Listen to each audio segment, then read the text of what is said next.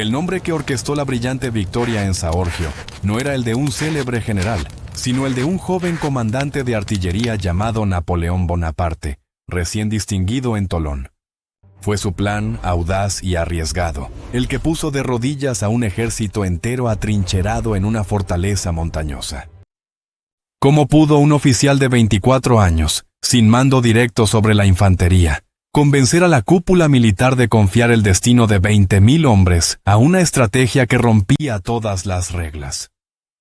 La respuesta no se encontraba en el fragor de la batalla, sino en la silenciosa intensidad de una mente que veía el terreno no como un obstáculo, sino como un tablero de ajedrez donde la geografía misma era la pieza más poderosa. En la primavera de 1794, mientras la primera coalición de las monarquías europeas intentaba estrangular a la joven República Francesa, el frente de los Alpes marítimos se había convertido en un punto muerto sangriento y frustrante. El ejército de Italia, con una fuerza considerable de 43.000 almas acantonadas cerca de Niza, se estrellaba una y otra vez contra un muro inexpugnable. Ese muro tenía un nombre: Saorgio. El general piamontés Michelangelo Colli, un veterano astuto y metódico, había transformado la localidad y sus alrededores en una de las posiciones defensivas más formidables de Europa. Aprovechando los desfiladeros naturales, los picos escarpados y los ríos turbulentos, Colli había tejido una red de reductos, trincheras y baterías de artillería que parecían capaces de resistir cualquier asalto frontal. Cada camino, cada paso de montaña estaba vigilado y artillado. Atacar Saorgio de frente era, sencillamente, un suicidio, una invitación a que miles de soldados republicanos fueran masacrados inútilmente. En el cuartel general francés en Niza, el ambiente era una mezcla de fervor revolucionario y creciente desesperación. Los generales, hombres endurecidos por años de guerra, estudiaban los mapas extendidos sobre las mesas de campaña, frunciendo el ceño y suspirando con frustración. Veían líneas de defensa, fortalezas enemigas y un laberinto de montañas que parecían burlarse de sus ambiciones. En medio de estos veteranos de barba canosa y uniformes gastados, se movía una figura que, a primera vista, parecía fuera de lugar. El recién ascendido general de brigada Napoleón Bonaparte, comandante de la artillería del ejército, era joven, delgado y de una intensidad casi febril. Sus ojos grises, penetrantes y siempre en movimiento, no veían solo las líneas enemigas en el mapa, veían los espacios vacíos entre ellas. Tras su distinguido y decisivo servicio en el asedio de Tolón, donde su colocación de la artillería había doblegado a la flota británica y a los realistas, se le había concedido este nuevo puesto. Sin embargo, su mente no se limitaba a los cañones.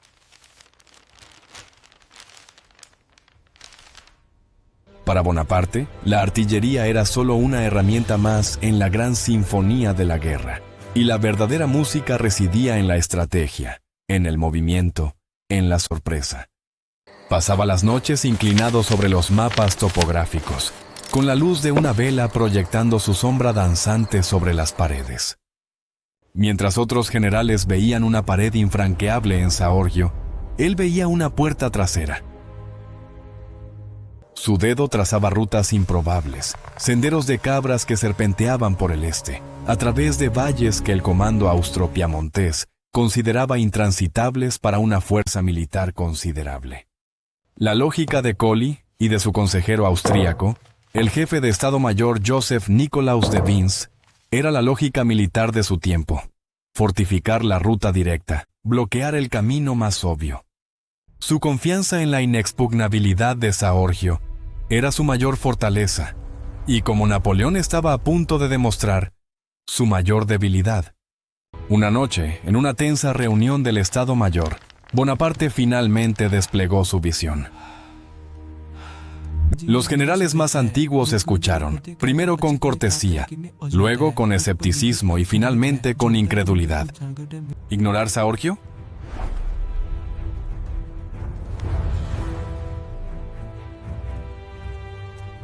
Enviar una fuerza de 20,000 hombres, casi la mitad del ejército ofensivo, a una marcha agotadora por un terreno hostil para atacar la retaguardia enemiga en un lugar llamado Ormea. Era una locura. Era una apuesta descabellada que violaba todos los principios de la guerra. Arriesgaba dividir las fuerzas, exponer una columna a ser aniquilada en las montañas y dejar el cuerpo principal del ejército vulnerable. Las objeciones llovieron sobre el joven general.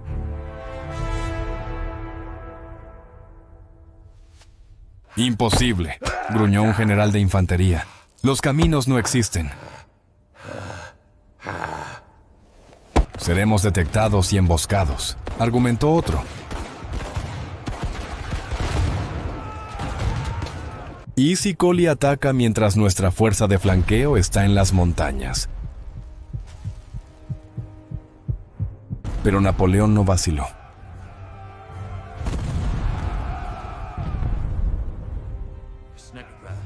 Se puso de pie y su voz, tranquila pero cargada de una autoridad y una convicción irrefutables, silenció la sala. No solo presentó un plan, presentó una certeza. Describió el terreno como si lo hubiera caminado él mismo palmo a palmo. Explicó cómo la captura de Ormea no solo cortaría la línea de suministro de Collie, sino que haría que toda su elaborada defensa en Saorgio fuera estratégicamente inútil. «Atacamos su línea de comunicación, no su línea de fuego», argumentó, con los ojos brillando de fervor. «Hacemos que sus fortalezas se conviertan en su prisión».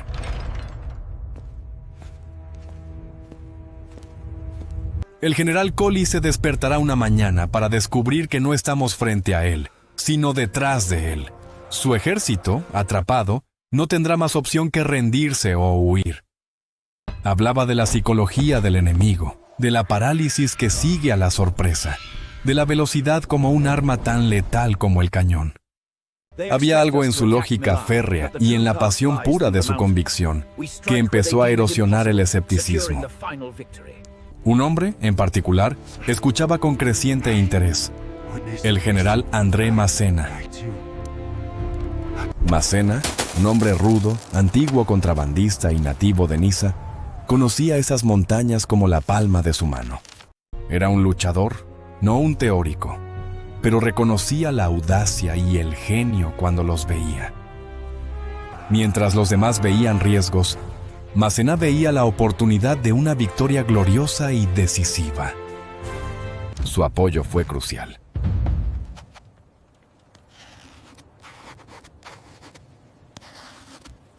Con la bendición renuente del comandante en jefe y el respaldo entusiasta de Massena, el plan más audaz que ese frente había visto fue aprobado. La pregunta había sido respondida, no fue con rango ni con retórica, sino con la fuerza abrumadora de una idea superior, que Napoleón Bonaparte convenció a sus superiores. La suerte estaba echada.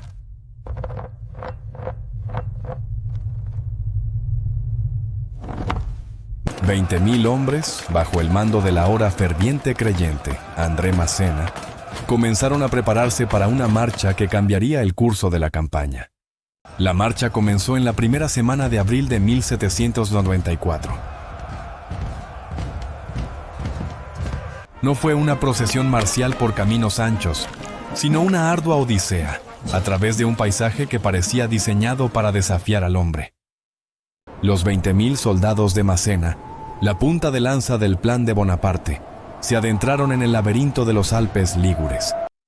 El aire era frío y cortante, y la nieve tardía aún cubría los picos más altos, enviando lenguas de agua helada que convertían los senderos en arroyos de lodo resbaladizo. Los soldados, vestidos con los uniformes azules de la República, a menudo gastados y remendados, se movían en largas y sinuosas columnas que se aferraban a las laderas de las montañas, como serpientes azules. Llevaban sobre sus espaldas mosquetes, municiones y raciones escasas, pero su carga más pesada era el secreto de su misión. Se movían principalmente de noche, evitando las rutas principales, guiados por lugareños leales a la causa francesa o simplemente comprados para la ocasión. El silencio era una orden estricta.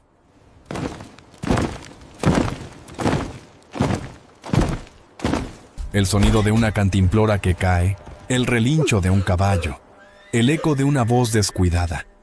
Todo podría delatar su presencia al enemigo y convertir la audaz maniobra en un desastre. Massena estaba en todas partes, a caballo, a pie, arengando a sus hombres, resolviendo disputas, consultando sus mapas a la tenue luz de una linterna. Comprendía la importancia vital de la velocidad.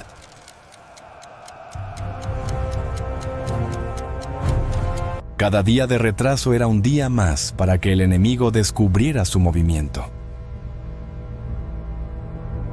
Su primer objetivo era el puerto de Oneglia, en la costa. Su captura era esencial para asegurar una ruta de suministro marítima y para servir como base de operaciones para el siguiente avance hacia el interior. El 9 de abril, tras una marcha forzada que dejó a muchos hombres exhaustos, las vanguardias francesas descendieron de las colinas y cayeron sobre la guarnición piamontesa de Oneglia. La sorpresa fue total.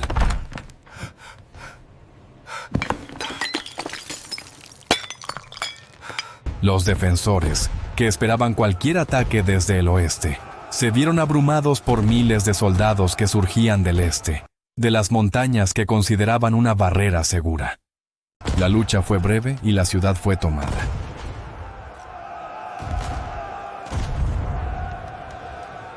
La primera fase del plan de Bonaparte se había completado con un éxito rotundo. Con Oneglia asegurada, Massena no dio respiro a sus tropas. Tras una breve reorganización, la columna giró hacia el norte, adentrándose aún más en el corazón del territorio enemigo. Su siguiente objetivo era Ormea, la ciudad donde el general austríaco Eugène Guillaume Argenteau intentaba mantener unida la frágil línea defensiva que conectaba el bastión principal de Saorgio con las fuerzas más al este. Argenteau, un comandante competente pero convencional, era consciente de la amenaza, pero subestimaba enormemente su escala y velocidad. Sus informes de inteligencia hablaban de incursiones de partisanos, no de una fuerza de 20.000 hombres. La marcha hacia Ormea fue aún más brutal que la anterior.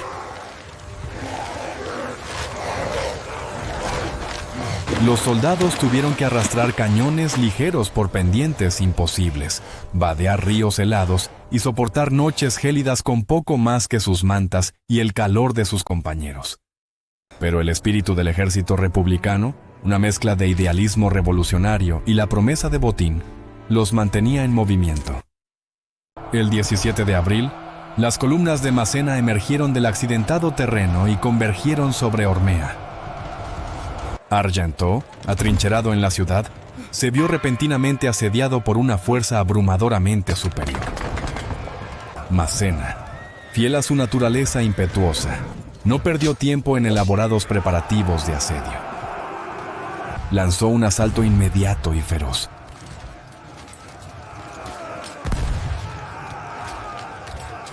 Los soldados franceses, gritando ¡Vive la République!, se lanzaron contra las defensas. La resistencia de los hombres de Argenteau fue tenaz pero breve. Superados en número, desmoralizados por la sorpresa y la ferocidad del ataque, sus líneas se rompieron.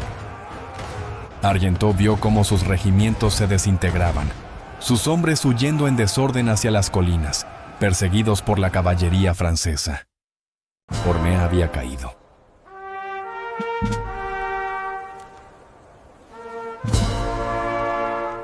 La noticia de la caída de Ormea recorrió las líneas austropiamontesas como una onda de choque.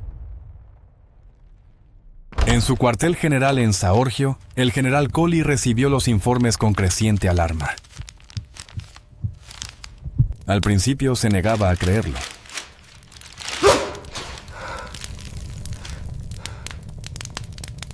¿Ormea tomada? ¿Por una fuerza significativa? era imposible. Pero a medida que llegaban más mensajeros, con relatos jadeantes de miles de soldados franceses en su retaguardia, la terrible verdad se hizo ineludible. Miró su mapa, el mismo mapa que Napoleón había estudiado tan intensamente. De repente, las impenetrables defensas de Saorgio ya no parecían una fortaleza, sino una jaula. Su línea de suministro desde el este estaba cortada. Su posición, tan cuidadosamente preparada, había sido magistralmente flanqueada. Estaba atrapado. En su desesperación, Colli envió un mensaje urgente a su superior, el jefe de Estado Mayor austríaco, de Vins. La respuesta que recibió selló su destino.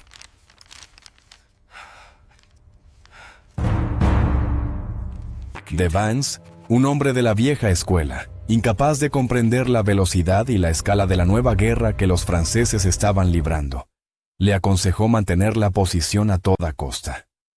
Le sugirió enviar de vuelta a las fuerzas que no fueran estrictamente necesarias para la defensa inmediata, un consejo que solo debilitaría aún más a su ya comprometido ejército. La mente de Vins todavía estaba en una guerra de posiciones, sin darse cuenta de que Bonaparte y Massena estaban jugando un juego completamente diferente, un juego de movimiento y colapso estratégico. Para los franceses, la caída de Ormea fue la señal para comenzar la fase final. Mientras el cuerpo principal del ejército francés, que había permanecido frente a Saorgio, comenzaba a aumentar la presión con ataques de sondeo para fijar a Colli en su lugar, Massena inició su avance desde la retaguardia enemiga. El 24 de abril, se produjo un primer enfrentamiento importante en las afueras de Saorgio, un choque violento que demostró a los piamonteses que la amenaza era real y letal. El 27 de abril, en una operación perfectamente coordinada, los franceses asaltaron y tomaron la estratégica ciudad de Le Brigue, al noreste de Saorgio, cerrando aún más la tenaza. La moral en el campamento piamontés se desplomó.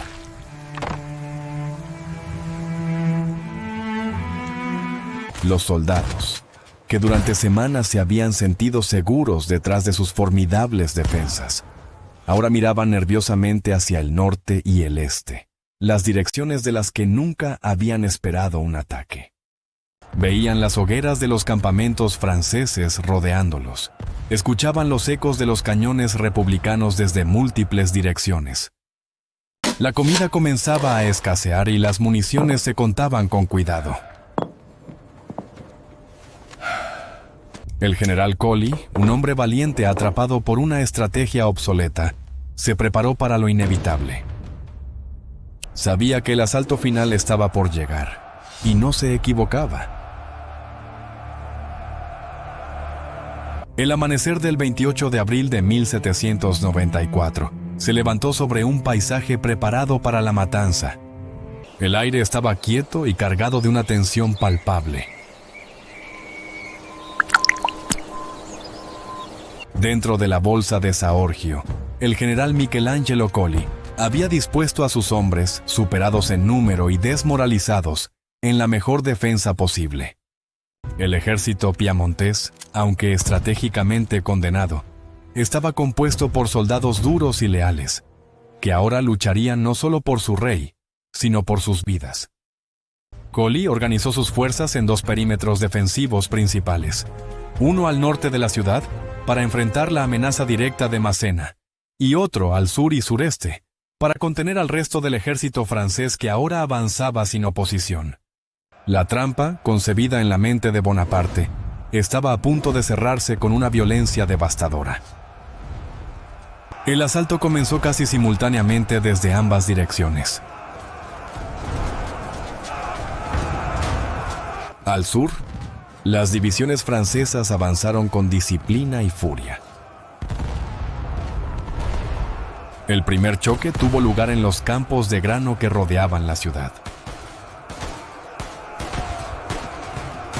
Las hileras de soldados republicanos, con las bayonetas caladas brillando bajo el sol de la mañana, marcharon hacia las posiciones piamontesas. El fuego defensivo fue intenso.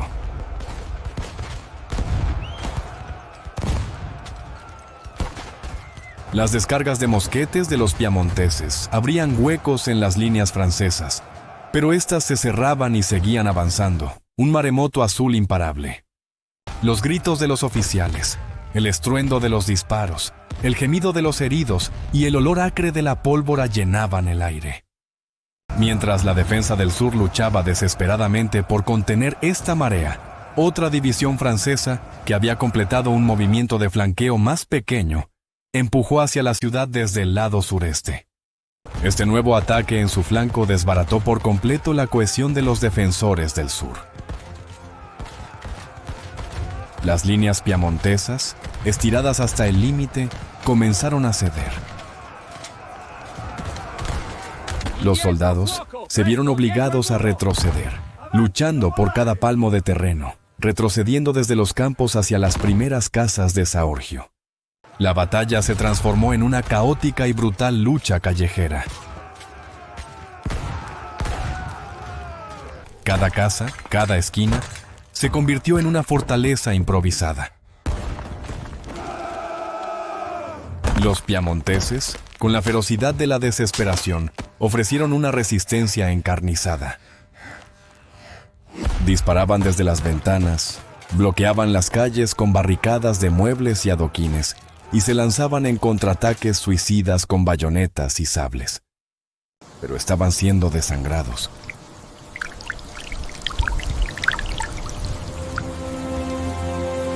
La presión francesa era implacable, y la división que acababa de ganar su batalla en el flanco sureste ahora amenazaba con rodearlos por completo dentro de la propia ciudad. Mientras este infierno se desataba al sur, Massena, al norte, había iniciado su propio asalto. Fiel a su estilo, primero ablandó las filas piamontesas con un bombardeo de artillería concentrado. Que sus cañones, arrastrados con un esfuerzo hercúleo a través de las montañas, ahora vomitaban muerte sobre las trincheras y reductos que defendían el acceso norte a la ciudad. El bombardeo fue preciso y demoledor, sembrando el caos y la muerte entre los defensores. Cuando el bombardeo cesó, Massena lanzó su ofensiva total. Sus veteranos, curtidos y llenos de confianza tras sus recientes victorias, se lanzaron al asalto. El combate en el sector norte fue igualmente salvaje. Los piamonteses, a pesar del bombardeo, se defendieron con un valor extraordinario, pero la combinación de la superioridad numérica francesa y el liderazgo inspirador de Massena, que parecía estar siempre en el punto de mayor peligro, resultó ser demasiado. Las defensas del norte se rompieron.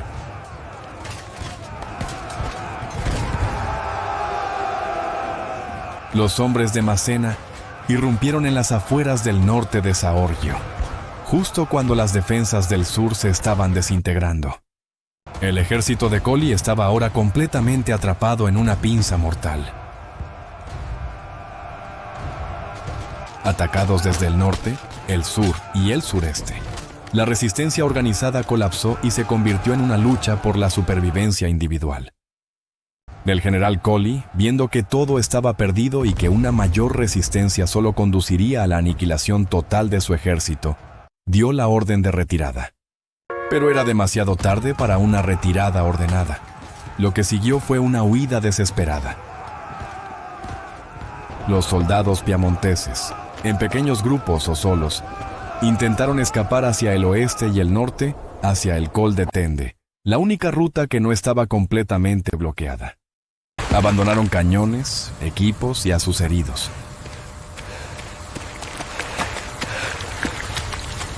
La retirada se convirtió en una masacre, ya que la caballería francesa los persiguió sin piedad, acuchillando a los rezagados. En medio del caos, unos pocos regimientos piamonteses lograron mantener la cohesión y protagonizaron una valiente pero fútil última resistencia para cubrir la huida de sus compañeros. Formaron cuadros en campo abierto, resistiendo las cargas de la caballería y las descargas de la infantería, hasta que fueron finalmente aniquilados. Su sacrificio permitió que el general Colli y una fracción de su ejército lograran escapar, maltrechos y humillados, hacia el norte, buscando refugio en la posición fortificada de Cuneo. Al atardecer del 28 de abril, el silencio volvió a caer sobre Saorgio. Era un silencio pesado, roto solo por los lamentos de los heridos y los gritos de victoria de los soldados franceses. La bandera tricolor de la República ondeaba sobre las ruinas humeantes de la que había sido la fortaleza más orgullosa de los Alpes. La batalla había terminado. La victoria francesa era total, absoluta. Un plan concebido en la mente de un solo hombre se había ejecutado a la perfección, desmantelando en pocas semanas una posición que se había considerado inexpugnable durante años. El camino hacia el Piamonte estaba ahora abierto.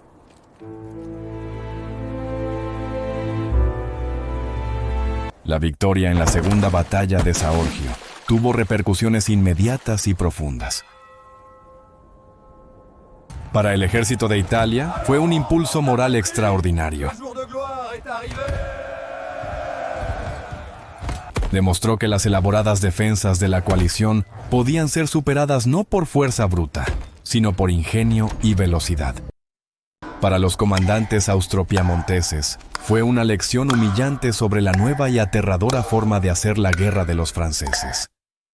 El general Colli, a pesar de su valiente defensa final, se retiró a Cuneo con los restos de un ejército destrozado, sabiendo que había sido superado no en el campo de batalla, sino en el mapa. La confianza de la coalición en su capacidad para contener a Francia en el frente italiano quedó gravemente mermada. Sin embargo, el mayor impacto de la batalla fue para el futuro. En los cuarteles generales de toda Europa, el nombre de André Massena fue elogiado por su brillante ejecución. Pero entre los círculos internos del ejército francés, se susurraba otro nombre con una mezcla de asombro y aprensión: Bonaparte. El joven comandante de artillería, el estratega en la sombra, había demostrado ser mucho más que un experto en cañones. Había demostrado una comprensión de la guerra a gran escala, una visión topográfica y una audacia psicológica que superaban con creces su edad y su rango. La batalla fue la primera implementación a gran escala de lo que se conocería como la manœuvre sur les derrières, maniobra sobre la retaguardia, una de las tácticas distintivas que Napoleón emplearía con un efecto devastador en sus futuras y legendarias campañas. Saorgio fue el laboratorio donde se probó la fórmula de su genio.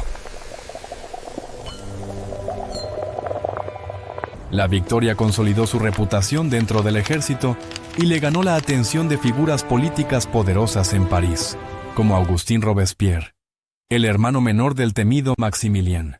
Esta conexión le abriría puertas, aunque también le causaría problemas tras la caída del terror. Por el momento, el ejército de Italia había logrado una de sus victorias más importantes. Sin embargo, la guerra estaba lejos de terminar. Las fuerzas de la coalición se reagruparían y el frente italiano volvería a estancarse temporalmente. Pero la semilla había sido plantada.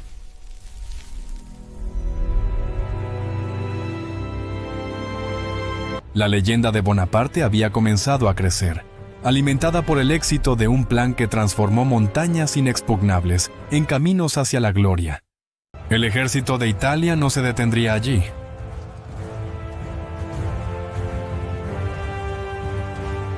Dos años más tarde, en marzo de 1796, regresaría a esas mismas tierras. Pero esta vez, el joven general que había planeado la victoria desde la sombra, ya no sería un consejero. Regresaría como su comandante en jefe, listo para desatar sobre Europa una tormenta militar como el mundo nunca antes había visto.